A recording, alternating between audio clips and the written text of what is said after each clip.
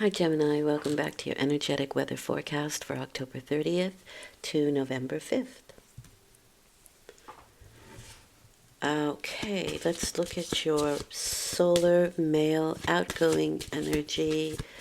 It is your inspiration and what gets you out of bed. And we are looking at the Five of Wands for you. So for me, the Five of Wands is a very it's a card of cooperation, but everybody has their own idea of how they want to build something. So people around you, the group that you're in, they have a goal, but it's a bit of a lively discussion, I would say, because, like I said, everybody has their own idea on how to get there. Five is about change, and so this effort, this dynamic, brings about much needed change. I'll put it that way. Because five always pushes you to six, which is balance. So something is a little bit off balance. There needs to be an extra wand, if you will, an extra idea, another another idea that pulls everything together and balances out the situation. But until then, there's a lot of lively discussion about it. Your emotional, magnetic inner energy is the Ace of Cups. That's a really nice card. It can get emotional, it can get over emotional, and so sometimes these conversations can get a little bit, like I said, lively, and things are said out of context or in the thick of things. Sometimes things are said that maybe shouldn't have been, and so there can be an overflow of emotion here, for good or bad. So tears are a great catharsis with this card, but it's also inspiration, and so you may receive that sixth wand, that sixth idea that brings things to balance. You may have a very inspired idea or thought that comes to help the five situation, to help that competitive energy. It's not so much, I mean, it's really lively discussions is my feeling in this case. Well, with the Ace of Cups, though, there is an overflow of emotion. Our hearts are opened.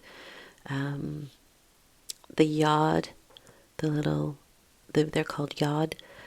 That's spiritual energy, and so there is a lot of spirit around you, and we may feel spirited. So look out for signs and watch your thoughts and emotions as you may be receiving information that can really help this. The funny thing is, there's also five lines of water coming out, and the sixth one, the sixth something, will balance it out. Something comes in to kind of save the day in this case, my opinion.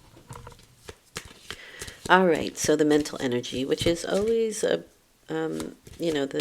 sword cards are always challenging, and I think that's because it is our thoughts and our minds that challenge us. Those are the things that always need to we need to get under control. And you have the the Nine of Swords. So there is a little something that's bothering you this week on a mental level. Number one, it could just be something as easy as, because there's sleepless nights or thoughts that are going around in your head, could be something as easy as changing your bed, changing your sheets, moving things around in your bedroom can really help any kind of sleepless night that you might be having. Some shift in that energy of your room and your house is my feeling, can really help. So cleaning it out a little bit. But it's also like a mental cleanse for me, I feel. So again, tears are a great catharsis. So if you want to cleanse on an emotional and mental level, I highly suggest a good cry. If it's not that heavy duty, like I said, it can just be a lot of information going through your head, and you're really trying to understand it.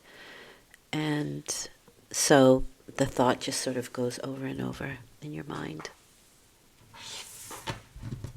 And then on a physical level, how is your week going to go? You can also kind of look at this as the earlier part of the week, midweek, and the later part of the week. And so you have the Four of Pentacles. So we're kind of not getting out of that lower energy right now. With the Four of Pentacles, we're holding on to what we have. We could really, really be holding on to our thought or idea and not wanting to give in to anybody else's or what they think. It's a very staunch attitude to take, and I'm holding on to what I have irregardless of what anybody says. So, yeah, Four of Pentacles. You could also be holding on to your finances. We'll have a look at that. I don't know if that's too tightly or for your own benefit. Although I never think that there's anything wrong with saving some money. And with situations as they are at the moment in the outer world, it's probably a good idea. And I say that because the town behind him is really coming forward to me in this card. So it could be outside influences that are really making you hold on to what it is that you have right now. And also, I would say with the Four of Pentacles, I think it's sort of building foundations, because with the Five of Wands card, we are definitely trying to build something here. And so you might get a bit more of a solid foundation by the end of the week with what it is that you are starting up at the beginning of the week, or whatever is finding conflict at the beginning of the week can find its foundations. And you may very well win some of your points, some of the points that you make in this situation. You have the High Priestess for your spiritual card, for what's happening on a spiritual level for you. Your spirit is telling you and talking to you with the High Priestess. It really comes forefront. These are things that are happening in the background, things that you maybe don't know what's going on, but they're happening. It's kind of secretive and clandestine, but I feel like with this card, you may feel like you're between a rock and a hard place. The High Priestess is in between things. So you have polarities with any two card, and she sits directly in between, and that's where her fruit is. For me, this is a lot like the Buddhist middle path. That's where the wisdom is. That's where the center is. Yeah.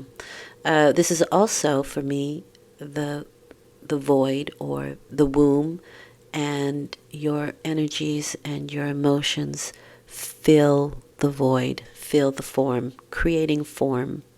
So do feel like there is something here that you're trying to build, that you're trying to create, and you could be working behind the scenes. I don't think it's a manipulative card like the Magician can be, but there is a behind-the-scenes kind of feeling. But also it's your intuition, and if you pay attention, you can really get a lot of information. And that corresponds directly with the Ace of Cups. So you are receiving, I would say it's more like you're being inspired. And also, you are oddly picking up on things that are happening behind the scenes that maybe aren't to your benefit as well. So you're picking up on two different things, which a Gemini oddly would, or not oddly, but normally would. Okay, so I'm going to have a look at the Nine of Swords, which is, I think, a challenging card for you. Oh, you do have the Magician there. So yeah, there can be somebody manipulating situations, and it's time for you, though, to focus. The Magician is saying where your thoughts go, energy flows. And so if you continue with any negative thoughts, that's where the energy is going to flow, and you could create something that you don't want. So be inspired. Keep that emotional, inspirational energy forefront, and let your fears take a back seat. And that's not saying don't be cautious, but don't overthink it. I do want to look at the Four of Pentacles as well here. Yeah, you have the Tower card. So I would say it is about your foundations. The Tower card is something was not built on solid ground, and so it has to be redone. And what is not necessary will fall, but you will be left with something to rebuild upon with the Four of Pentacles. So that is sort of the silver lining as far as I'm concerned. There can also be some, with the Tower card, some belief system that you let go of that no longer serves you, that you don't believe in anymore. And that kind of leaves somebody a little bit raw as well. You know, that something that you really held firm crumbles. And that's not an easy thing to deal with for our psyche. And what the Spirit wants you to know, you have the Queen of Wands here. That's a very creative card. She is magical. I think she's like the female magician. This is my Leo card. This is somebody who has a lot of power, a lot of energy and strength behind her. She's very attractive. This may be somebody you're dealing with. It could be somebody that you are having situations with, because she's absolutely somebody who can overpower a situation. And on the negative side, she can manipulate things to her end. Having said that, with the Magician and the High Priestess and the Queen of Wands, you also have the energies to change situations for the better, as if by magic. But that is a state of mind, and this is the state of mind you have to get out of in order to rectify situations. And this can also be somebody who comes to rescue the situation. I think it'll be different for a lot of people. But generally, I like the Queen of Wands energy. The only negative thing with the Queen of Wands, I would say, is she can be not overindulgent, but on a physical level, there are people who can go to great extremes for physical beauty. That's it for me, as far as I'm concerned. Well, with the Leo card, there can be large egos. Yeah. Sort of wanting the spotlight, look at me kind of energy. I don't really feel that here, to be honest with you. And I feel like the Queen of Wands is either you or somebody who can inspire you. But she's productive, that's for sure. She gets things done. Okay. I think she might be somebody who is withholding, or you withhold from her. I'll leave it at that. Thank you for listening. I hope this has been helpful. I think it's a mixed bag for you this week, but I do feel like foundations will be reset. That's kind of how I'm feeling. All right, I'll be back again next week with another reading for the full moon. And if you like, share and subscribe and like. It really helps the algorithm, helps the channel, and it's a nice exchange of energy. Thank you very much. Talk to you soon. Bye.